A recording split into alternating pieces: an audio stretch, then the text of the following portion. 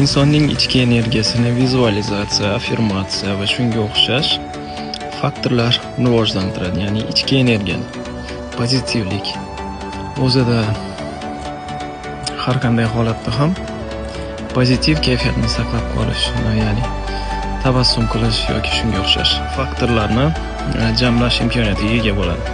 Vizualizatsiya bu yaxshi narsalarni o'ylash, ya'ni kelajakdagi maqsadlarni amalga oshirishi yoki boshqacha atmosferada o'zini his qilish, o'zi o'ylagan orzularni amalga oshishi, sayohat qilish yoki boshqa bir shunga o'xshash ruhdagi, mazmundagi rejalar